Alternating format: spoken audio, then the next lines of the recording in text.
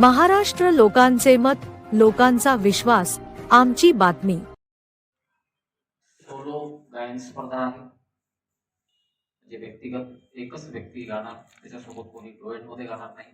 हिंदी चित्रपट, मराठी चित्रपट याच्यामध्ये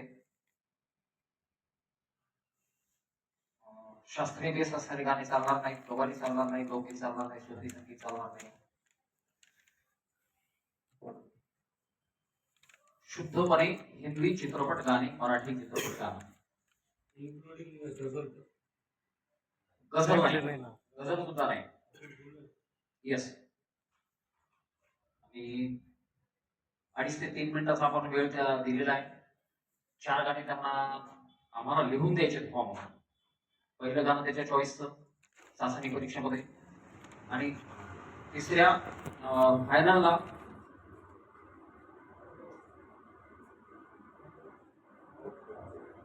आणि फायनल चाचणी फायनल राऊंड मध्ये 3 पैकी जज सांगतील. तर ह्या मधल्या काळामध्ये त्यांना त्या 3 गाण्यांचा रियाज प्रॅक्टिस करण्यासाठी वेळ मिळतोय. ते व्यवस्थित प्रॅक्टिस करू शकतात. त्यानंतर स्पर्धकांसोबत 1 किंवा 2च व्यक्तींना आम्ही आतमध्ये प्रवेश देतोय. जे परीक्षक आहेत, परीक्षकांचा निर्णय अंतिम राहील. त्याच्यामध्ये कोणी ऑब्जेक्शन घेऊ शकणार नाही. सगळं कायदेशीर आहे. सिक्युरिटीची काळजी आम्ही त्या ठिकाणी घेतलेली आहे. आणि अप्रत्यक्षपणे तिथे आलेल्या लोकांची काही नाश्ता पाण्याची व्यवस्था, म्हणजे एक आम्ही याच्यामध्ये उल्लेख केलेला नाही, तर तो विचार आमचा आहे. परवा सर लोक येतात, ते एक आम्ही करणार आहे. ही पर्सनल त्यांची जबाबदारी. त्यांचा येण्या जाण्याचा खर्च नाही, त्यांची राहण्याची व्यवस्था नाही. इथं जर त्यांना स्पर्धेला यायचं असेल, शनिवार रविवार 2 दिवस आहेत, त्यांनी स्वतःची व्यवस्था स्वतः करायची. फक्त आम्ही त्यांना एंट्री देऊ, त्यांचं गाणं ऐकू, ते वापस जातील. त्यांना व्हॉट्सअपवर मेसेज जाईल, तुमचं सिलेक्शन झालंय का नाही. आम्ही जे सध्या 31चा आकडा काढलेला आहे, हा आकडा कदाचित मागे पुढे होऊ शकतो. स्पर्धक बघून स्पर्धक जर आले, हा आकडा वाढवू शकतो, किंवा आम्हाला ते योग्य जर नाही वाटले, हा आकडा मी 4-5 नाही, 5-7 नाही कमी करू शकतो. 31 ऐवजी तो निर्णय सगळा छत्रपतीचा आहे. आणि 15 ऑगस्टला भव्य कार्यक्रम आहे. बक्षीस वितरण 15 ऑगस्टला लगेच आहे. सायंकाळी दुपारी स्पर्धा झाल्याच्या नंतर 5 पर्यंत स्पर्धा अंतिम फेरी संपली की थोडासा गॅप देणार आहोत आपण, आणि 6ला बहुतेक तो कार्यक्रम करू आपण. मॉडेलिंग संदर्भात या स्पर्धेमध्ये आपण 2 प्रकार घेत आहोत. एक मॉडेलिंग प्रकार आहे आणि एक गायन स्पर्धा आहे. शक्यतो छत्रपती संभाजीनगर मध्ये गायन या पद्धतीवर लोक आज जास्त अप्रिशिएट आहेत, काम करतात. पण मॉडेलिंग मध्ये आता नाहीये. परंतु आपल्याला जर छत्रपती संभाजीनगर मध्ये जर भविष्यामध्ये पुढे जायचं असेल तर मॉडेलिंग हा त्यांचं घ्यावाच लागेल.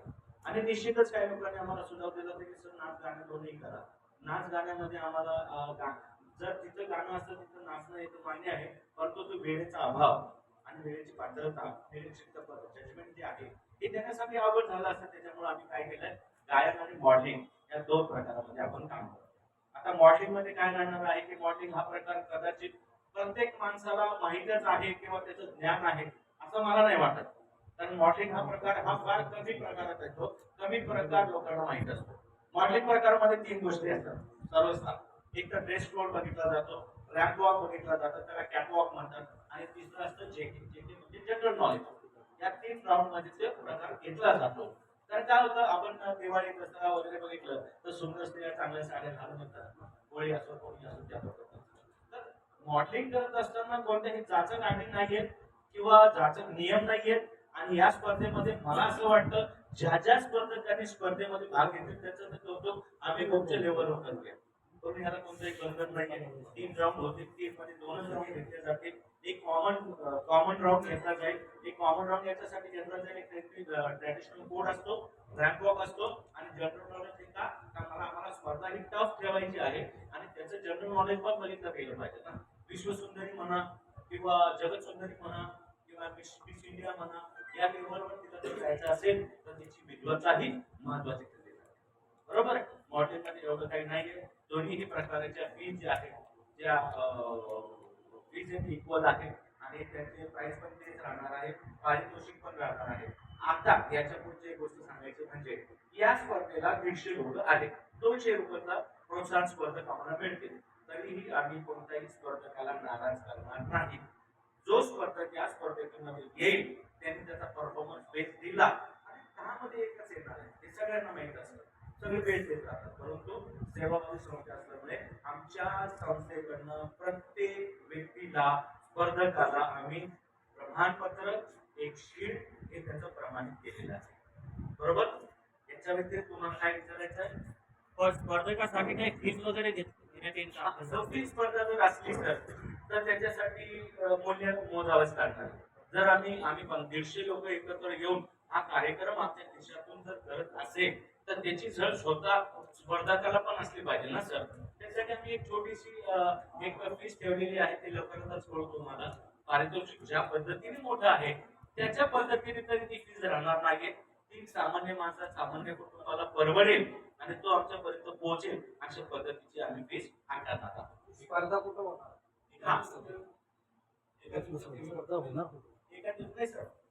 ऑडिशन साठी आम्ही 23 आणि 24 तारीख निवडलेली आहे. म्हणजे 2 दिवस आहे. एका दिवसामध्ये आम्ही 30 विद्यार्थ्यांना इंटरव्ह्यू करू शकतो. ऍज पर आमचं कॅल्क्युलेशन झालेलं आहे. जर आम्ही एका स्पर्धकाला 2 मिनिटं देतोय किंवा 3 मिनिटं देतोय तर ऍटलीस्ट आपण 12 घंट्यामध्ये 30 लोकांना इंटरव्ह्यू करतोय. तर 80च्या आसपास जाता येते. बरोबर आहे. तर 8 आणि 16 2 दिवसाचं राहील सर. आणि तुमच्या सारख्यांचं सहकार्य, मार्गदर्शन, आशीर्वाद राहिला तर निश्चितच 200 लोक आम्ही कव्हर करू शकतो. ही 2 दिवस मार्गदर्शन झालं.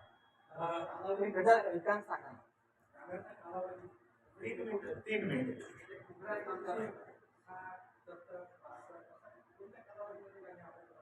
नाही, स्पर्धा आहे सर. ही स्पर्धा आहे. तुम्ही जर आता माझा जन्म झाला 1952 ला तर मी मुकेशचेच गाणं म्हणाल ना सर. मी सोनू निगमचं नाही म्हणू शकणार. निश्चितच ही चॉईस तुमची आहे, स्पर्धकांची चॉईस आहे. मी जर मोहम्मद रफीचं गाणं म्हणलं झालं तर माझा 25 हे कोण आहे, हा कोण आहे भाग आहे ना. एक तुमची चॉईस आहे, पण 3 गाण्यामध्ये आमची चॉईस राहणार आहे. त्या 3 मला 21,000 देताना ते कौतुक पाहिजे ना की गोदाडे सरांनी बाबा माझे गाणे म्हणले म्हणून. राईट. हा सर.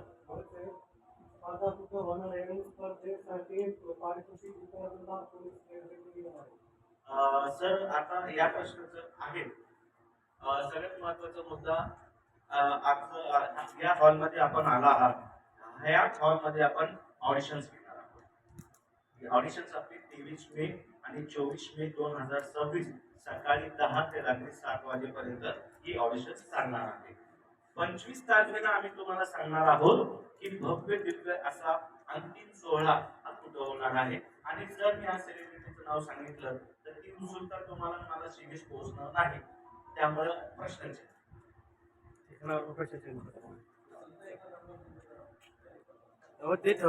तुम्ही मला सजेस्ट करू नका. ते प्रश्नचिन्ह मी तुम्हाला दिलेलं आहे. पारितोषिक देतात, प्रमाणपत्र देतात. भविष्यात या स्पर्धकांना काय फायदा होणार आहे त्याचा? सर तुम्ही आज फेसबुक वापरता, व्हॉट्सअप वापरता, तुम्ही ट्विटर वापरता, तुम्ही इंस्टाग्राम वापरता. जी लोक रीलवर आज पैसे कमावतात पण त्यांना स्टेज मिळत नाहीये. परंतु मी जर या माध्यमातून सेलिब्रिटीला बोलवतोय, संगीत क्षेत्रातील राहतील, वाद्यसंघ क्षेत्रातील राहतील, व्यावसायिक राहतील, कारण प्रत्येक माझ्याकडे येणारा वर्ग वादविवाद वर्ग राहणार आहे.